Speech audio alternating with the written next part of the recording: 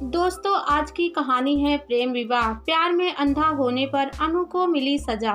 एक दिन काफी लंबे समय बाद अनु ने महक को फोन किया और बोली, महक जब तुम दिल्ली आना तो मुझसे मिलने जरूर आना। हाँ, मिलते हैं। अनु से बात करने के बाद पुरानी यादें, पुराने दिन याद आने लगे। मैंने तय किया कि कुछ समय पुराने मित्रों से मिलकर उन पलों को फिर से जिया जाए। दोस्तों के साथ बिताए पल, शादी के बाद जीवन बहुत बदल गया। वह बचपन के दिन, यादें, वह बहुत कुछ पीछे छूट गया था। कितने सुहाने दिन थे, ना किसी बात की चिंता, ना फिक्र। दोस्तों के साथ हंसी ठिठोली और भविष्य के सतरंगी सपने लिए बचपन की मासूम पलों को पीछे छोड़कर हम भी समय की घुड़दौड़ में शामिल हो गए थे। अनु और मैंने अपने जीवन के सुख दुख एक साथ साझा किए थे। उससे मिलने के लिए दिल बेकरार था। अनु को फोन किया, वह स्कूल में पढ़ाती है। नौकरी में समय निकालना भी मुश्किल भरा काम है। अनु, मैं आ गई हूँ, बताओ कब मिलोगी तुम घर ही आ जाओ। नहीं यार, घर पर नहीं मिलेंगे, न तुम्हारे घर ना ही मेरे घर। शाम को 3 बजे मिलते हैं, सीधे वहीं आती हूँ, कॉफी हाउस, अपने वहीं पुराने रेस्टोरेंट में। आज दिल में ना जाने क्यों अजीब सी बेचैनी हो रही थी। जीवन सिर्फ ससुराल, पति व बच्चों में सिमट कर रह गया था। सबको खुश रखने की वकायत में मैं खुद को भूल बैठी थी। लेकिन यह परम सत्य है कि सबको खुश रखना नामुमकिन सा होता है। दुनिया गोल है, कहते हैं एक ना एक दिन चक्र पूरा हो ही जाता है। इसी चक्र में आज बिछड़े साथी मिल रहे थे अपने लिए। हम अपनी आज़ादी को तलाशने का प्रयत्न करते हैं। अपने लिए पलों को एक सुख की अनुभूति होती है। मैं समझ गई कि आज हमारे बीच कहने सुनने के लिए बहुत कुछ होगा। सालों से मौन की यह दीवार अब ढहने वाली है। नियत समय पर मैं वहां पहुंच गई। शीघ्र ही अनु भी आ गई। वही प्यारी सी मुस्कान, चेहरे पर गंभीरता के भाव, पर हाँ, शरीर थोड़ा सा भर गया था, लेकिन आवाज में वही खनक थी।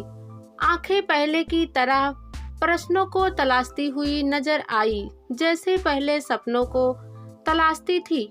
वह देखते ही गले मिली। कैसी हो अनु, कितने वर्षों बाद तुम्हें देखा है यार, तुम तो बिल्कुल भी नहीं बदली। कहाँ यार, मोटी हो गई हूँ। तुम बताओ कैसी हो, तुम्हारी जिंदगी तो मजे में गुजर रही है। तुम जीवन में कितनी सफल हो गई हो। चलो आराम से बैठते हैं। बात जैसे वहीं से शुरू हो गई जहां खत्म हुई थी। अब हम रेस्टोरेंट में अपने लिए कोना तलाश रहे थे। आखिरकार हमें कोना मिल ही गया। रेस्टोरेंट के ऊपरी भाग में कोने की खाली मेज पर यह कोना दिल को सुकून दे रहा था। चाय नाश्ते का ऑर्डर देने के बाद अनु सीधे मुद्दे पर आ गई। बोली, और सुनाओ कैसी हो। जीवन में बहुत कुछ हासिल कर लिया है। आज इतना बड़ा मुकाम, पति, बच्चे, सब मन माफिक मिल गए तुम्हें। मुझे बहुत खुशी है।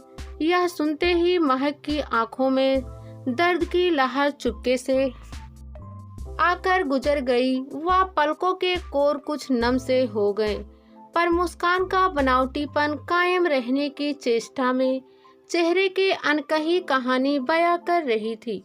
बस अनु, सब ठीक है। अपने अकेलेपन से लड़ते हुए सफर को तय कर रही हूँ। जीवन में बहुत उतार चढ़ाव देखे हैं।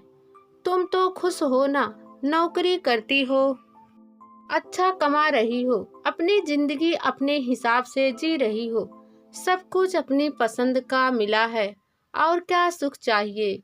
मैं तो बस यो ही समय काटने के लिए लिखने पढ़ने लगी। मैंने बात को घुमाकर उसका हाल जानने की कोशिश करनी चाहिए। मैं भी बढ़िया हूँ, जीवन कट रहा है। पहले भी अकेली थी, आज भी अकेली हूँ। हम साथ जरूर हैं, पर कितनी अलग राहें हैं। जैसे नदी के दो किनारे पर जीना पड़ता है, इसलिए मैंने खुद को काम में डुबो दिया है। क्या हुआ? ऐसे क्यों बोल रही हो? तुम दोनों के बीच कुछ हुआ है क्या?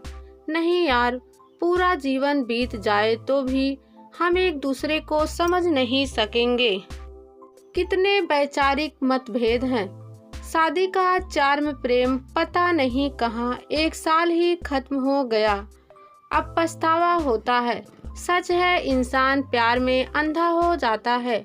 हाँ, सही कहा।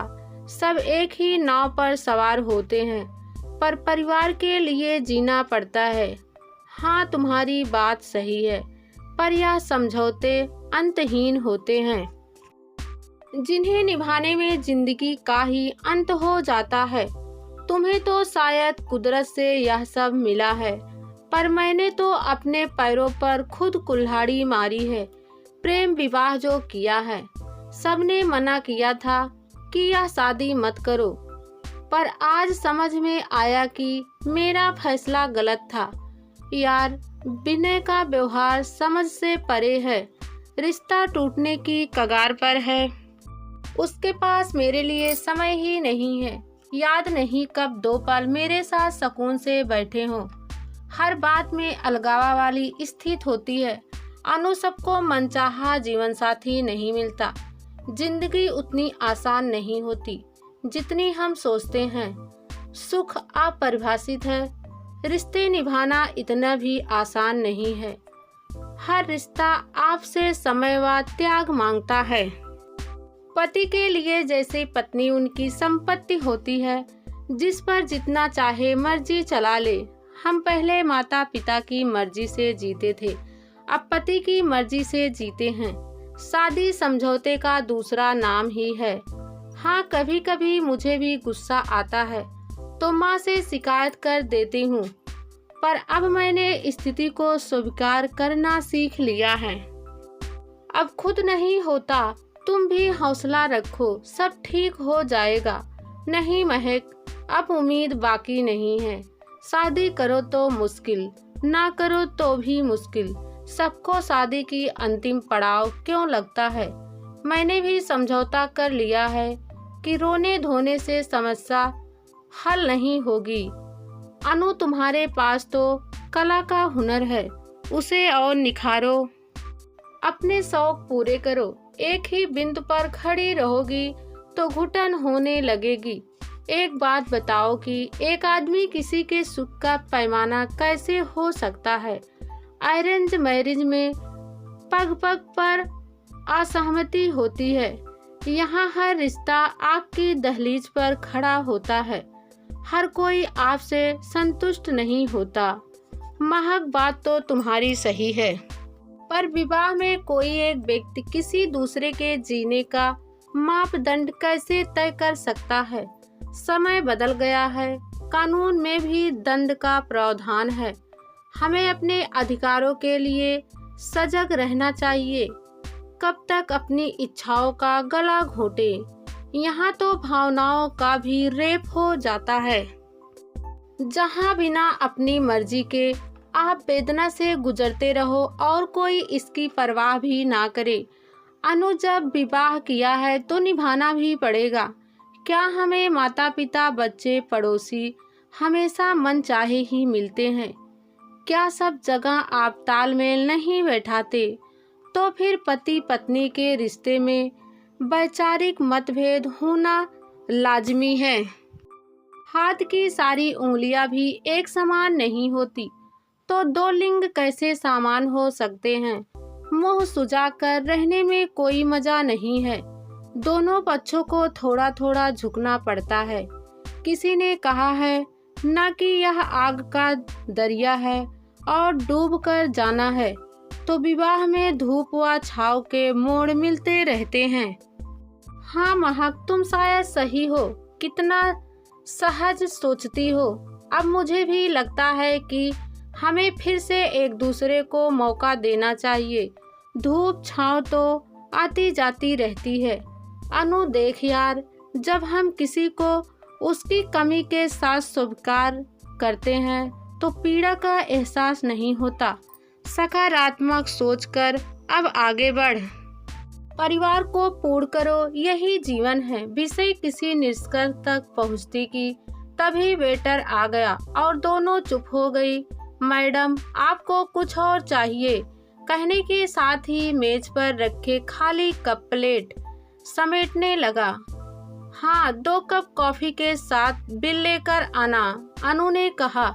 अनु समय का भान नहीं हुआ कि 2 घंटे कैसे बीत गए। वर्षों बाद मिली सहेलियों के लिए बातों का बाजार खत्म करना भी मुश्किल भरा काम है।